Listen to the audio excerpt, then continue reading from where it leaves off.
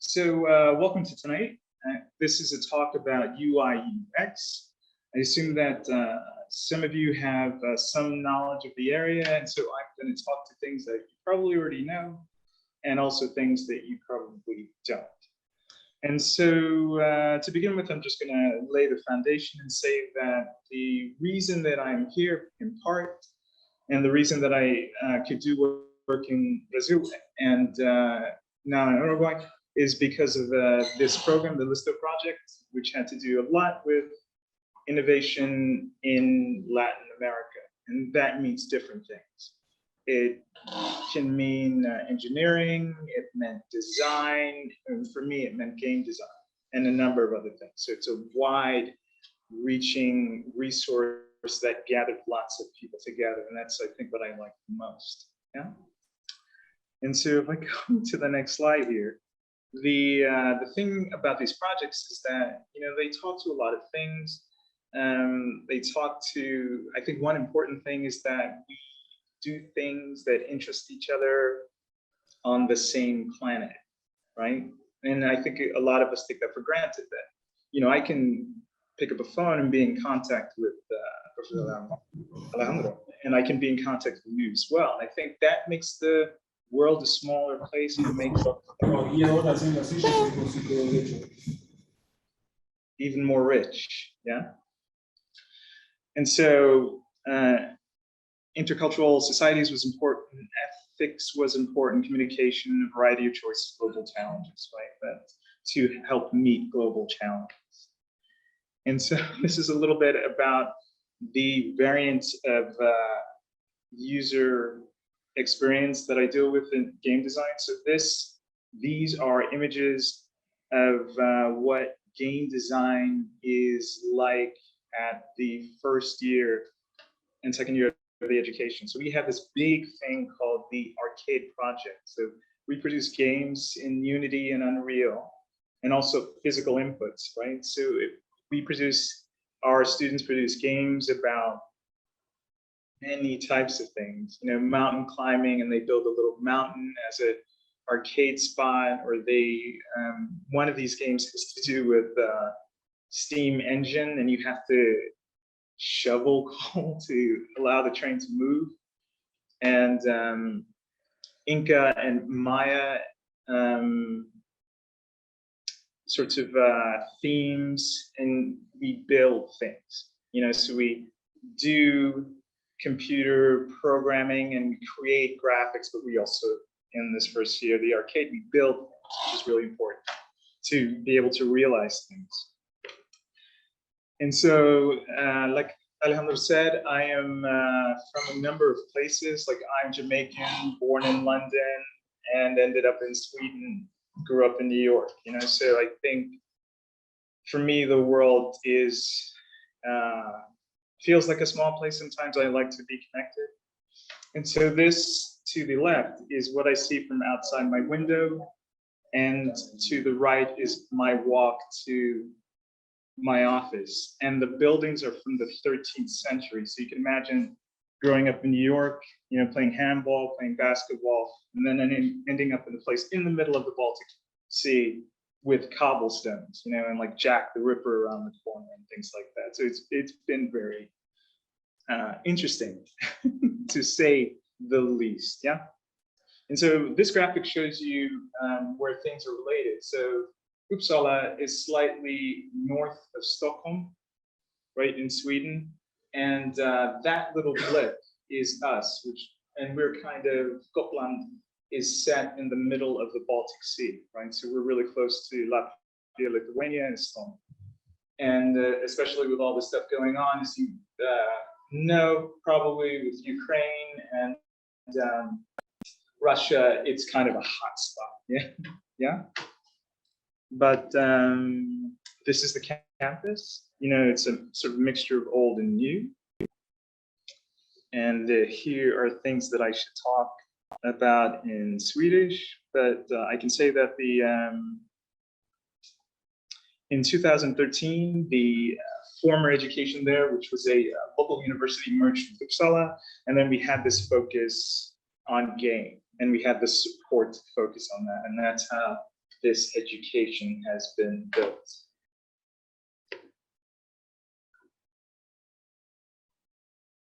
And there are 20 institutions that come together under the central SVEDES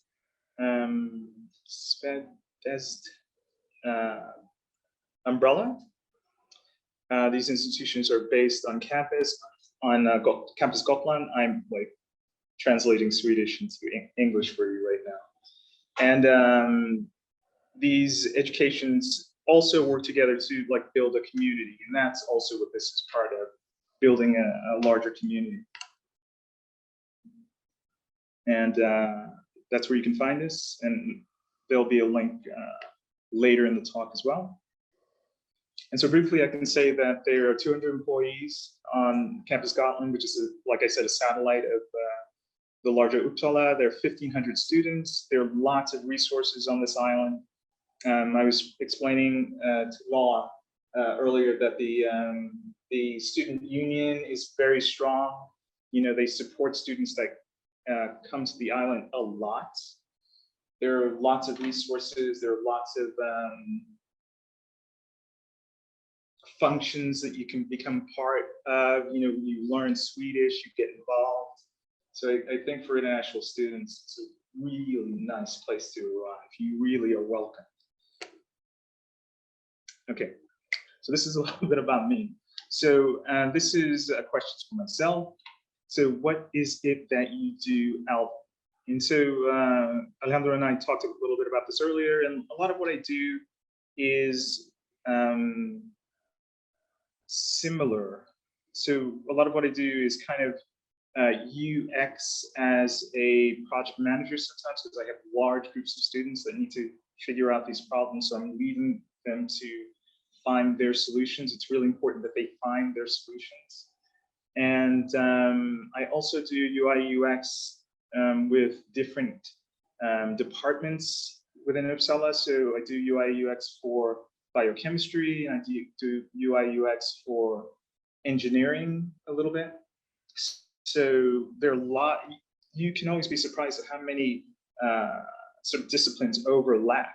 You know, there are all these places where we connect and we think about the same problems and we find similar solutions. So it's really interesting to connect that way.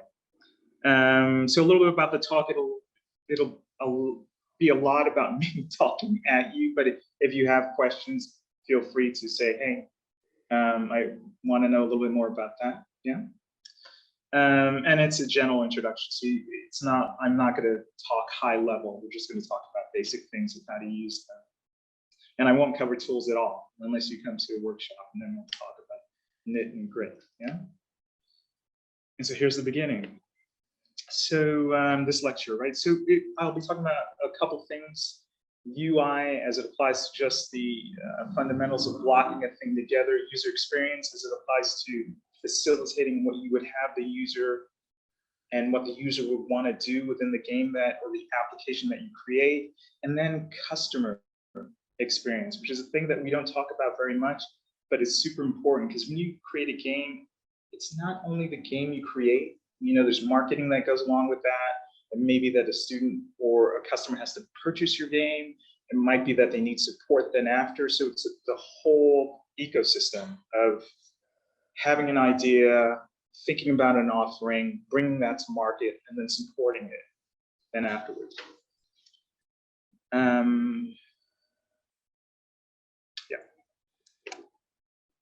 All right.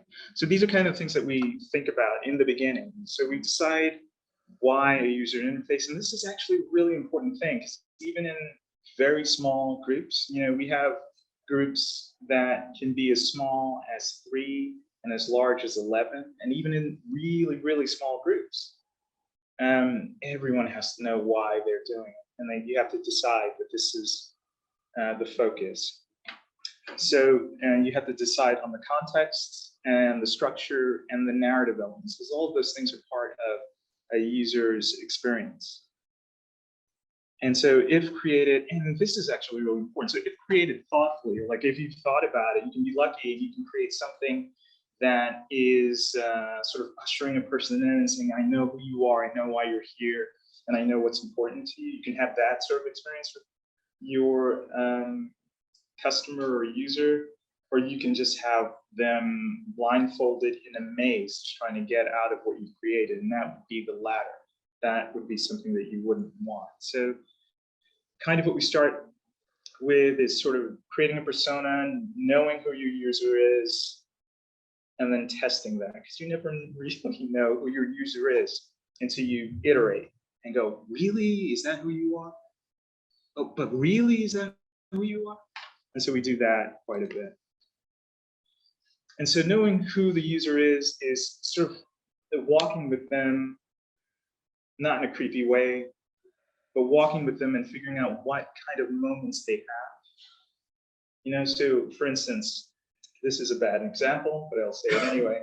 So if you go to a store, you have a shopping list of things to buy, it would be as if somebody were walking with you and sort of watching how you decide to purchase things, or what kind of things you're interested in, and what your experience is like.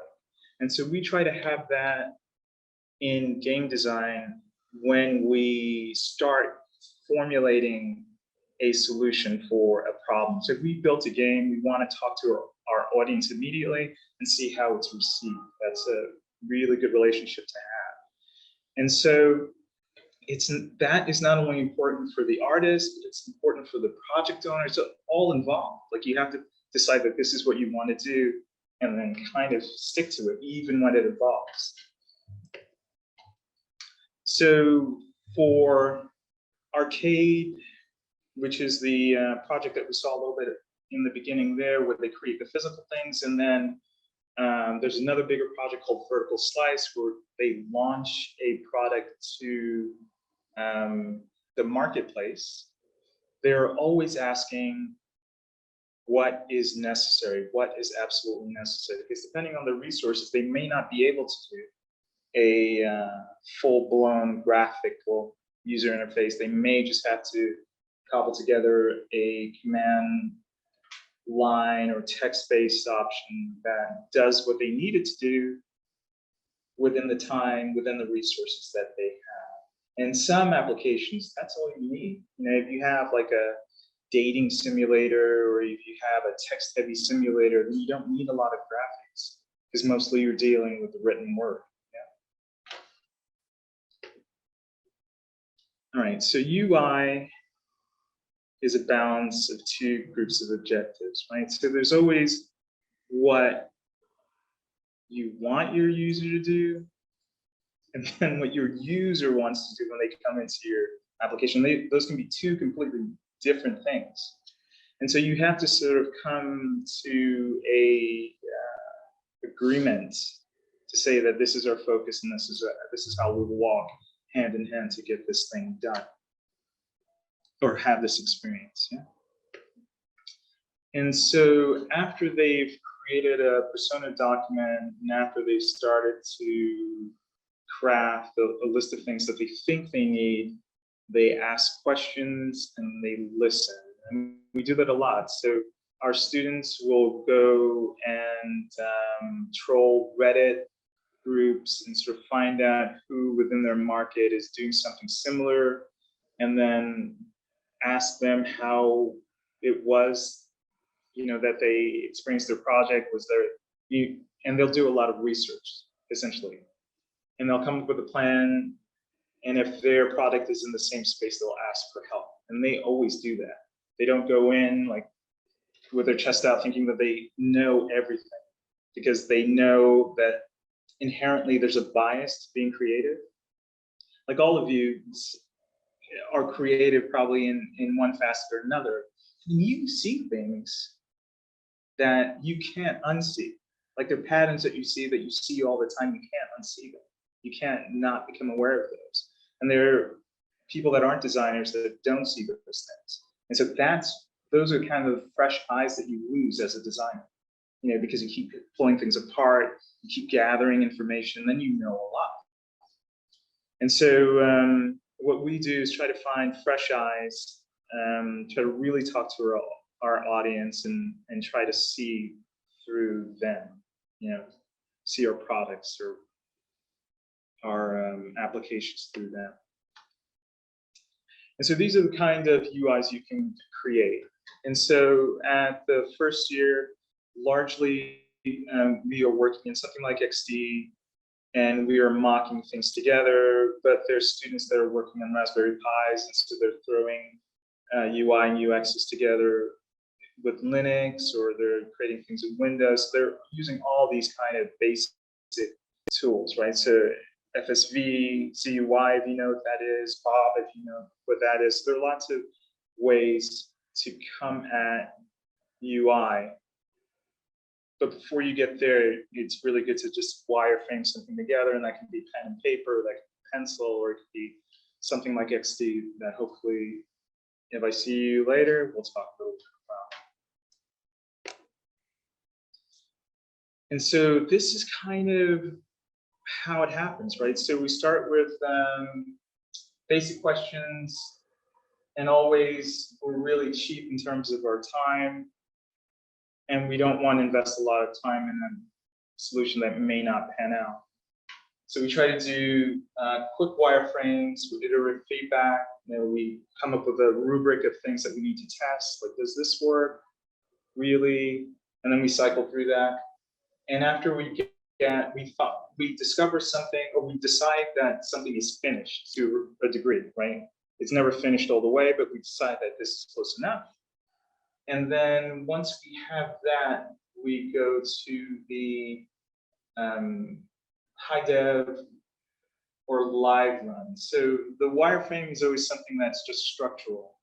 And so the structural part is like if you're building a house, like out of wood or something, you build the skeleton, yeah? And then you put cladding on top of that. And so the wireframe is kind of the skeleton, so we can see, yeah, this is a door, this sort of looks right, or that's a second floor, we know how that works. And so when we get sort of sign off on that thing, we go to put sort of intermediate visuals in, and then final visuals. And then depending on what they're using, they'll start coding in Unreal or Unity. And there are one or two other apps that we use, but mostly it's Unreal and Unity.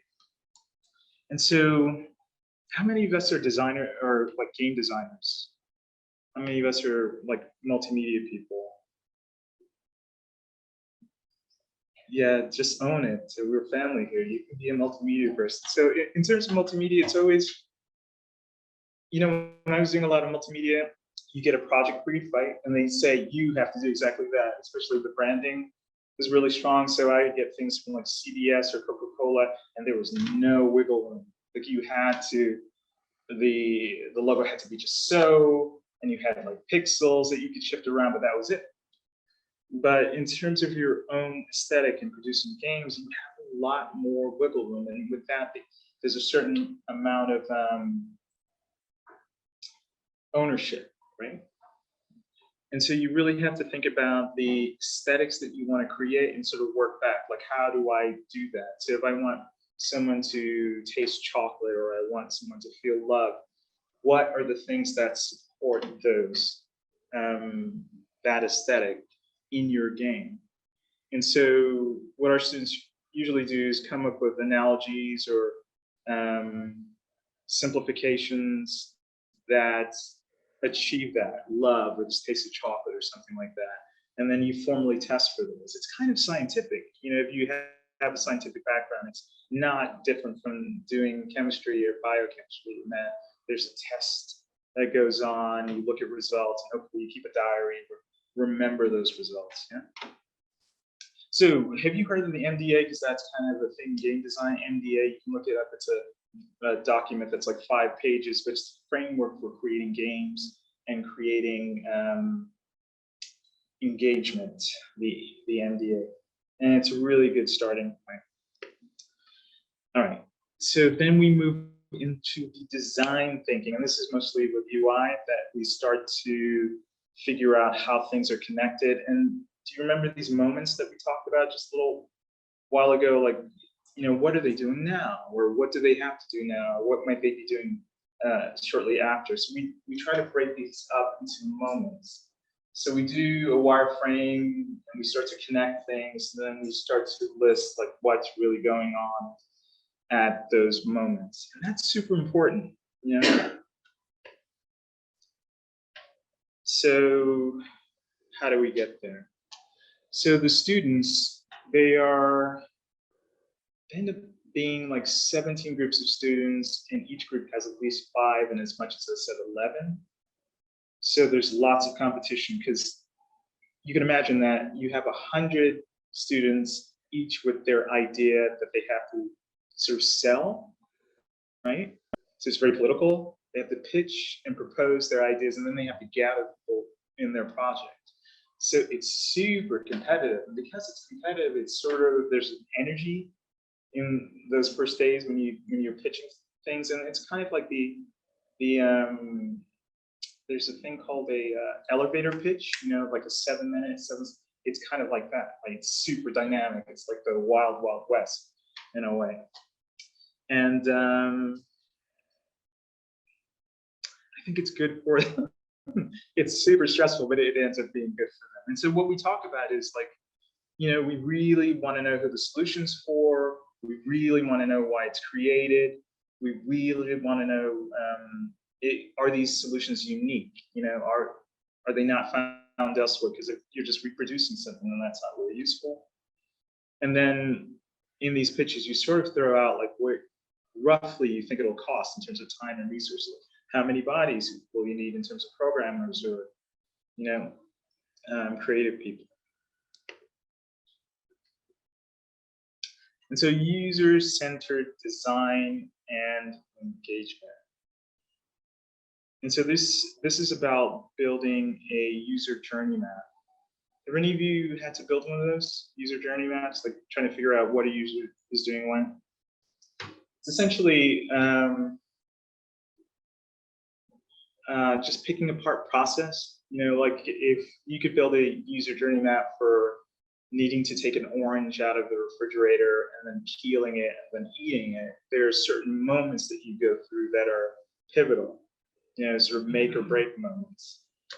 You know, holding a sharp knife and not cutting yourself, or not, you know, squeezing orange juice in your eye. And those are facetious, but they're moments in the chain that are important to keep an eye on, and that's kind of what they look for in these documents. And I'll talk a little bit about these moments, and this is kind of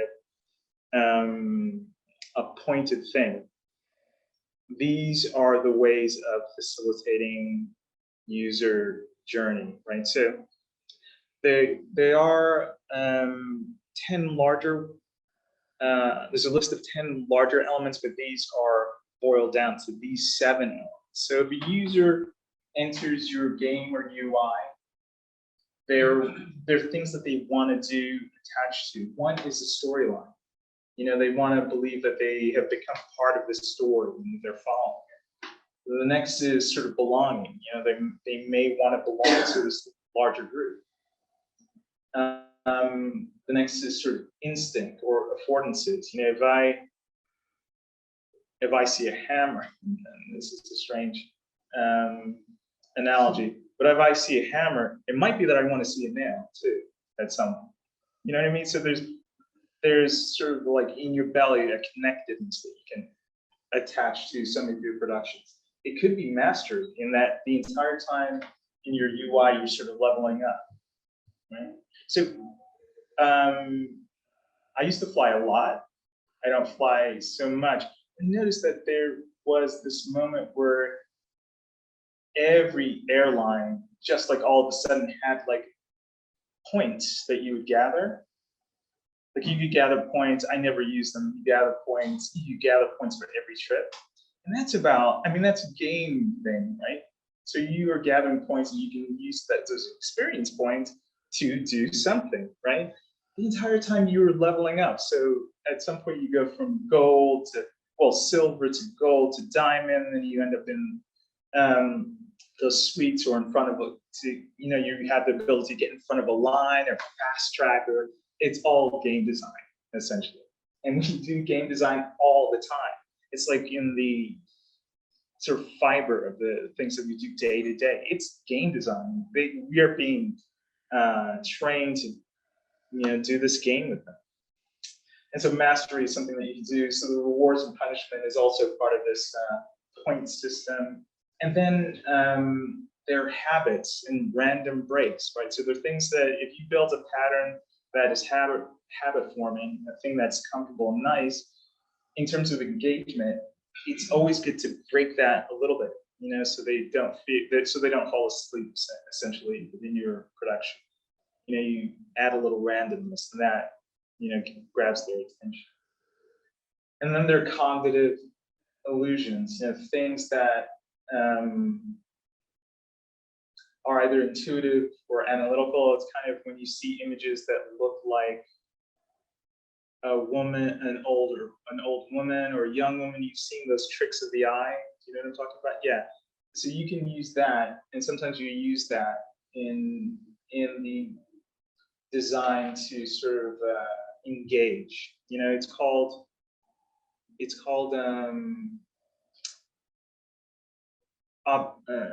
object and ground studies. Where you make something look as if it is in front or behind or sort of ambiguous, and you can do that to a good effect in UI UX design. Yeah. All right. I think we're good on time. And so this is sort of designing for engagement. So when we do our wireframe, we then, like I said, we pick it apart and we start looking at pivotal moments where the user, depending on their context, might be too inundated, might have to remember too much of the system to go any further. And so when you are creating a user map, you have to sort of go through and weight your system to see, like, is this too heavy? Is there a way to do this better, easier? How many clients am I losing doing this process? And XD is actually, and there are a lot of products out there, but XD is kind of good for testing for that. Like how many seconds have they been on this page? Is it good? Can I not optimize it a little bit more? And we work on that to a small extent. And so this is also structure, wireframe flows. And in terms of user-centered design, once you get past the wireframe and once we start adding sort of flesh to this architecture, there's certain things that you can leverage to make a design stronger. So at the top of that list is color. Like you can use color to a good effect. That's the first thing we pick up on. If we go down the chain towards our reptilian minds, we look at size and relative scale. We see that one thing, we see this other thing, and then we balance and figure out, like, is there a relationship and what that relationship is? We're always looking for patterns, right? And if we go down the list, there are micro movements, right? So when you see apps like that little flourish of color or the white from foreground to background, that is a micro movement that's supposed to gather our attention. And if we go beyond that, it's a shift in angle. So if you were to weigh these things, color's the first, and you go down the line, a shift in angle is a kind of subtle, but also a thing that can focus a user. Yeah. We're going to take a little break soon, so I'm not going to be talking at you the entire time. But so story, belonging, instinct, mastery, reward and punishment, habits and random breaks, cognitive illusions. And we also look at the formal things. So the formal things that we learn as designers or creatives in any other way, like this, the choice of color, the choice of line, point, and field, all those formal decisions are part of design. And so a lot of times when we look, we sort of look for historic trends. And now if you look at a lot of apps, there's like this trend in terms of color usage to the 20s. Like you can look at a lot of apps and you can pick them apart, and you can literally take this, throw it in, what is it, Adobe Color, and it will pop out a color scheme that is really close to an app that you use all the time. And it's really funny how these things sort of go in cycles. Like there are these languages that we keep refreshing and speaking over and over again. Yeah. All right, so we're going to start the second part, and then maybe I'll go back to that stuff that you might have missed afterwards. All right, so this is our little break, but it is now come to an end. Let me see if I can move Zoom out of the way a little bit, and we can start. All right, good. All right, so user interfaces and experience design. So the recap was that we talked a little bit about the motivations for building a UI, user interface. So the user-centered design, and then themes of engagement. So those 7 things that I mentioned were the sort of themes that one can use to engage, yeah? And so this now is the game part, and how game might be slightly different. So when you build a website, right, it's non-linear, right? But it doesn't have to support this underlining mechanic. Like it doesn't have to support your game. So a website can parse information, give you information. A website can do a lot of things, but it doesn't have to support the aesthetic of a game. And for our students, that's what they have to deal with as well.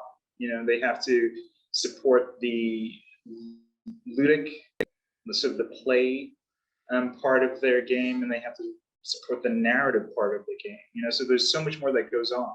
Because if you have a break with the UI and the UI doesn't support this other thing, then you're just fighting the entire time. No one wants that. Certainly not me.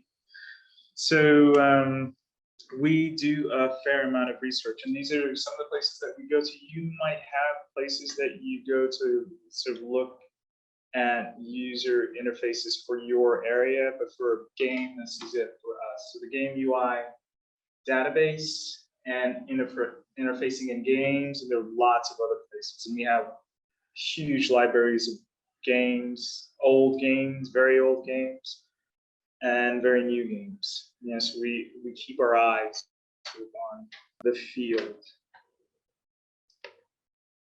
And sometimes, so one of the things that we'd like to do is we'd like to look at user interfaces for packages, because they have to bridge a lot of different types of games with different types of objectives, right?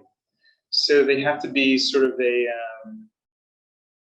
Rosetta Stone, if you will. They have to support a lot of things and be very neutral. And we like that, you know, because the ability to be sort of malleable, flexible, and then touch upon everything is really good, because those are things that we can use over and over again if we build UI that just fits everywhere.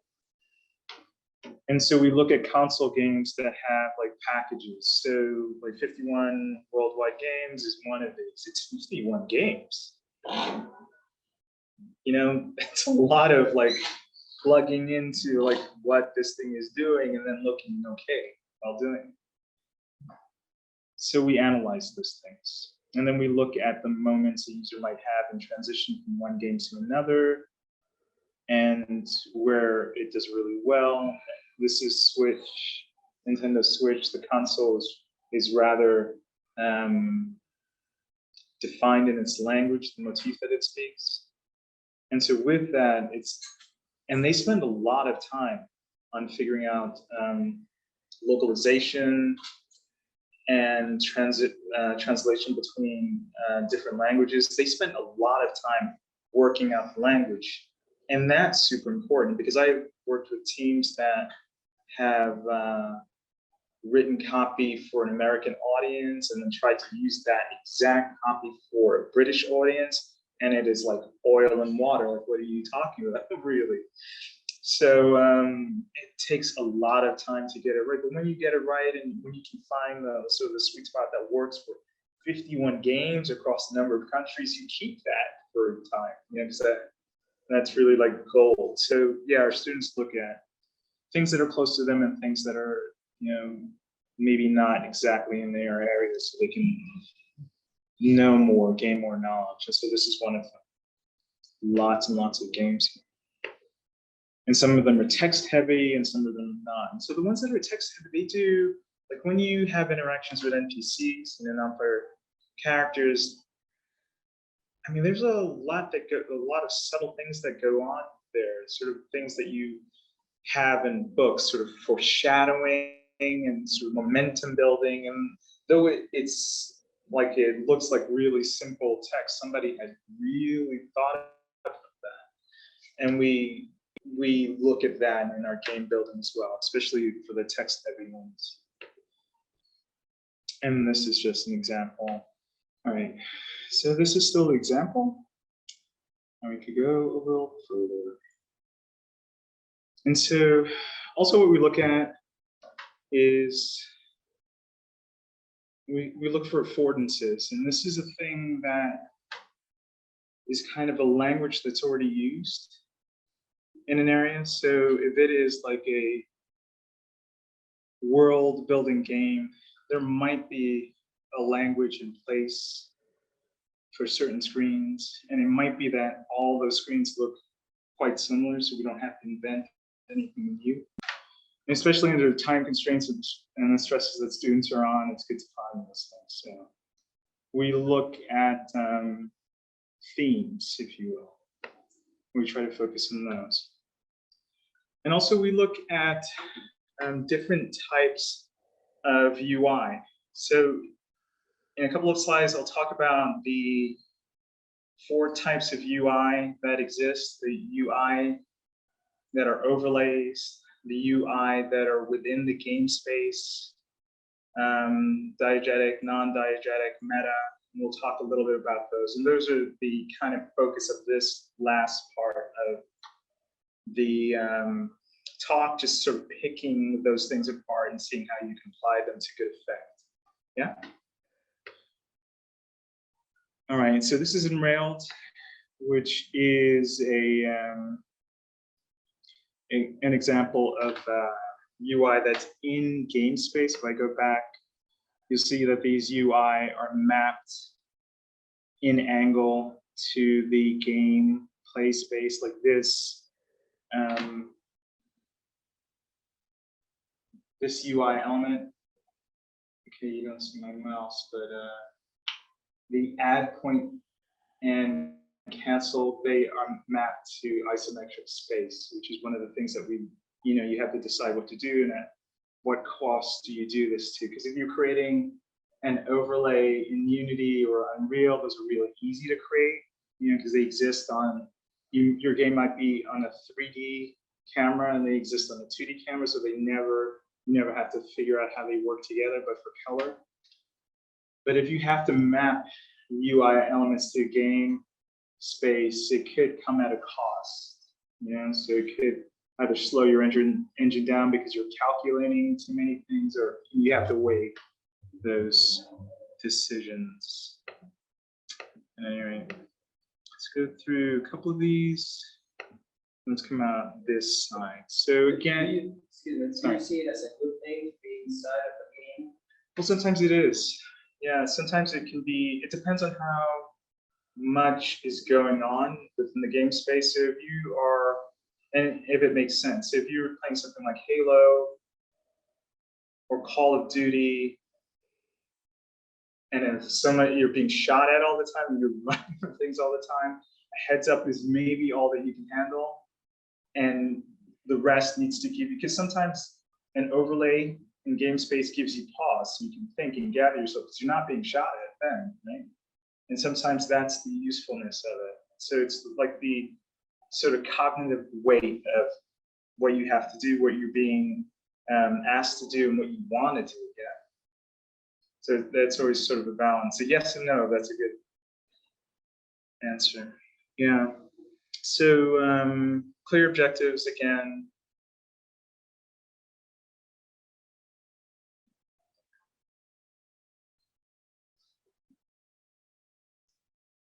And so this is, I'm actually talking to my students here. And what we found is that, and I forget who did the research, but Ernest Adams, who wrote the game accessibility,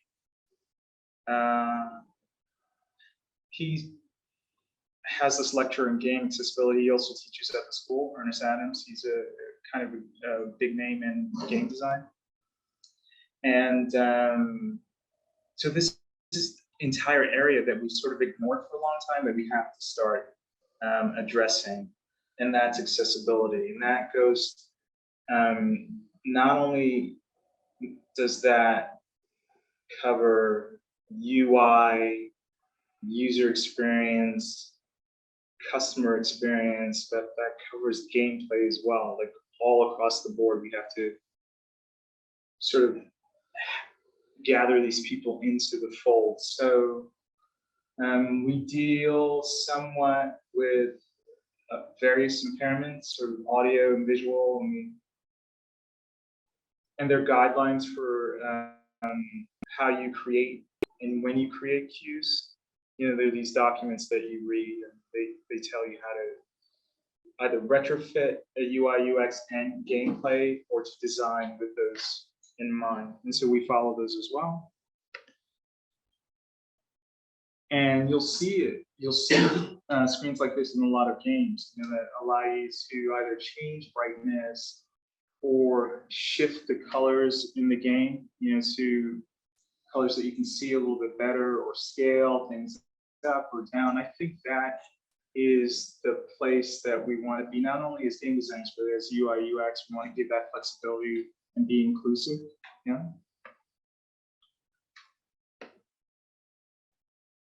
So here's a small example of things that you can change. And a lot of our games have accessibility settings pages, and hopefully I'll be able to show you some of the XD mock-ups before we close tonight. And these are more graphic settings. And so if I'm going to sort of recap here, just the end part. So accessibility, being inclusive, the cognitive weights of teaching the player, like how much does the player need to know and keep resident in their memory to play your game or to use your UX. And then just the basic management of navigation, you know, building a pattern that is clear, that doesn't become a maze, that doesn't become something that I have to Alt F4 to just close the whole thing down because I become so frustrated with what you've created. And so, I mean, the whole key is being able to facilitate what the user is trying to do, to be able to observe the connections that they make, and then correct for them. You're always wanting to do that. Right. So this is some of the same.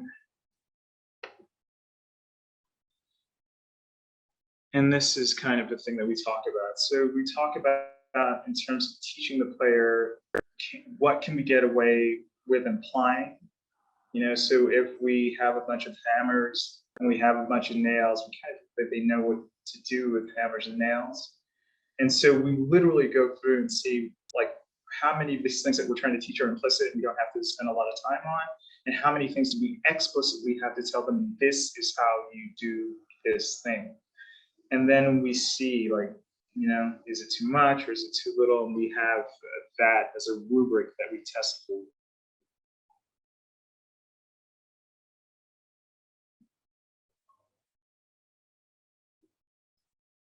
And then we test for the areas.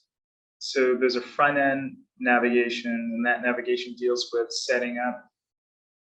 And that setup also has to be aligned to the game. So it's not that you open a door and you enter something unexpected, that we always have to be ushering you in. So in all the screens that you saw before, kind of the opening screen wash or the save game loading or the info about the game, we have to have a flavor of the game in all of those parts, so it isn't disconnected.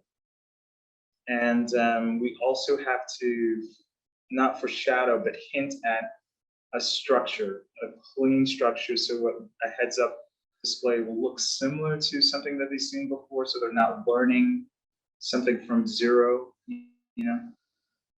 And so it's all to support the game in these areas, or interaction, narrative components, and to reduce complexity where we can. And in terms of rendering the entire weight, we don't want a bunch of stuff happening in a game at the same time, because it's really hard to parse when things are moving.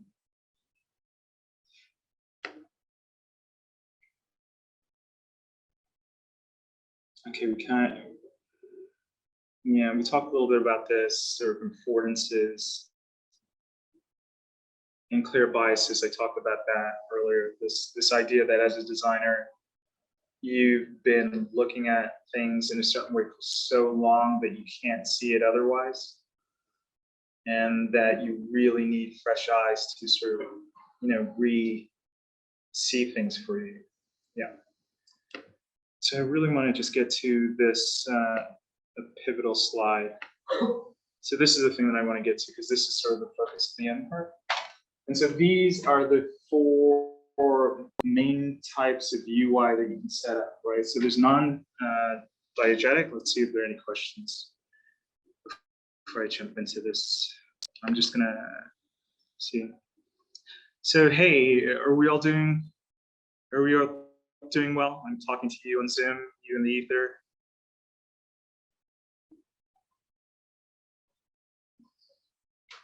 Yep. All right, good. So I'm just going to go over the slide, and this is sort of the key slide for this end part. Let me see if I can hide this. So for have Zoom covering this slide. Okay, so for us, there is diegetic, right? Which is an interface that is included within the game world, right? So there's non-diegetic. That's an interface that is rendered outside of the game world. So if it's 3D, this is a 2D thing on top of it. If it's 3D, it might be something created at another angle, like an isometric or something like that. It's outside the game space. There's spatial. So that's a UI element presented within the 3D game space. So you can imagine if you have put on a helmet, it might be a heads-up display that maps the area in front of you, that directly references the game area. So there's a certain amount of continuity there. And then there is the overlay. Sorry, so I can move this out of the way. It's out of the way. And then there's meta. Right, so meta representations can exist within the game world, but they aren't necessarily within the game space, right? So you can have like pick up a phone within the game space, but that phone, it's a fixed angle and it's just a 2D overlay. So it's not within the game space per se. There's no 3D, there's no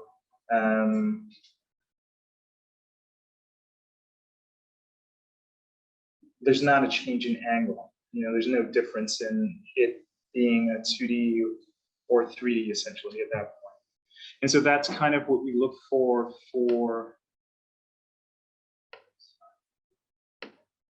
Those are kind of the four things that we look to map. What do we need? Does this add to the narrative of the game? What does this weigh in terms of production? Are we now going to have to keep track of a lot of additional sprites? Do we have to log for it? That's a huge consideration. This is a super consideration for what the world will be called after it's called meta.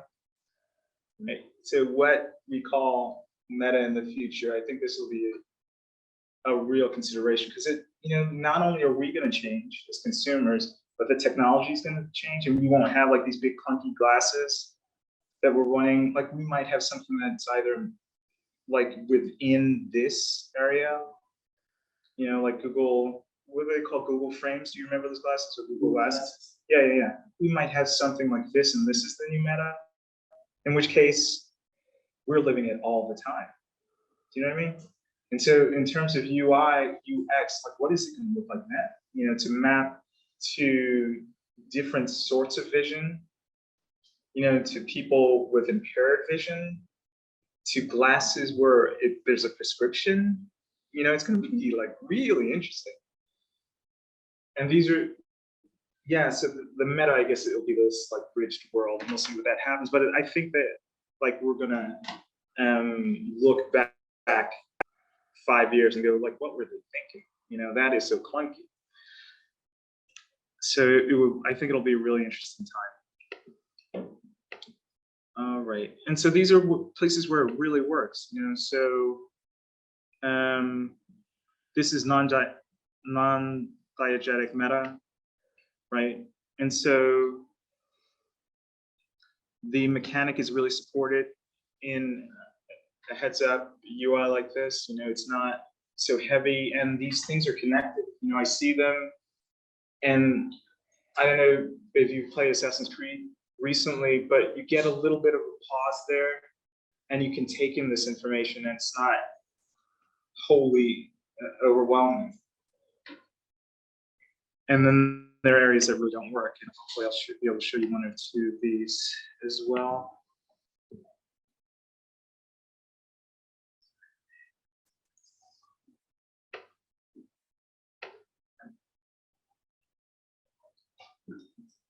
All right. Yeah, so this is Fallout 4, and this is okay. So I think what I wanted to talk about was some examples of these 4 types of variants of UI here. So here's a meta, right? It's a representation that exists within the game world, but it's not literally mapped within the game space, right? And so this is an example of that. You can see some things at the bottom are overlays, right? So this thing here is an overlay, and this is properly mapped in the game space, but there's no, at this point, it's not 3D, and it's 2D and flat.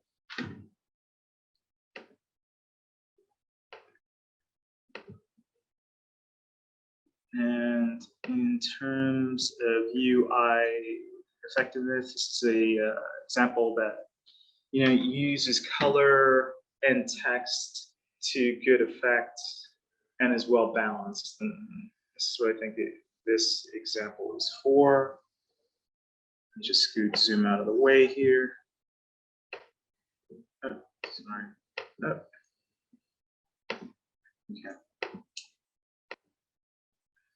Okay, so this is a recap of this last part. So the big things, and I know I talked fast, and I know I almost crashed the computer, but the big things to take away here is that, Alvin, you should definitely always bring your charger. Always.